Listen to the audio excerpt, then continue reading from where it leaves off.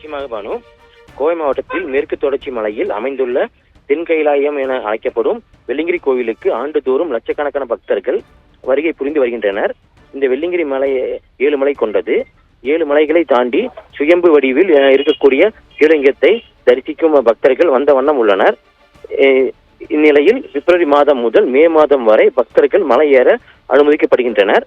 இந்த ஆண்டு ஏராளமான பக்தர்கள் வந்து செல்லும் நிலையில் சென்னையை சேர்ந்த ரகுராம், வயது 50. இவர் சென்னையில் 7 ஹில்ஸ் அலுமினியம் ஃபேப்ரிகேட்டர் என்ற தொழிலாளர் ஆட்கள் அனுப்பும் தனியார் நிறுவனம் நடத்தி வருகிறார். இவருக்கு ஷீலா என்ற மனைவியும் வர்ஷினி என்ற ஒரு மகளும் உள்ளனர். இவருக்கு சர்க்கரை நோய் உள்ளதாக கூறப்படுகிறது. இவர் ஆன்மீக தலங்களுக்கு அடிக்கடி செல்லும் பழக்கம் உடையவர்.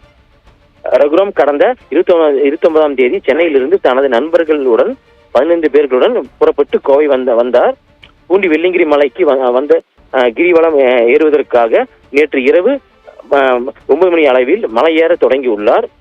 5வது மலை ஏறிக்கொண்டிருக்கும் பொழுது 2:30 மணி அளவில் மூச்சு திணறல் ஏற்பட்டு மயங்கி கீழே விழுந்துள்ளார். இந்நிலையில் பாரம் தூக்கும் டெய்லி தொழிலாளர்களை அடிவாரத்தில் இருந்து 5வது மலைக்கு வரவழைத்து இன்று காலை 4 மணி அளவில் வெள்ளிங்கிரி மலை அடிவாரத்திற்கு அவர் உடலை கொண்டு வந்து அங்கிருந்த மருத்துவர்கள் பரிசோதித்து பார்த்ததில் அவர் ஏற்கனவே இறந்து விட்டதாக தெரிவித்தின் பெயரில் ஆலந்துறை காவல் நிலையத்திற்கு தகவல் தெரிவிக்கப்பட்டு ஆலந்துறை காவல்துறையினர் உடலை கைப்பற்றி பிரேத பரிசோதனைக்காக கோவை அரசு மருத்துவமனைக்கு அனுப்பி வைத்தனர்.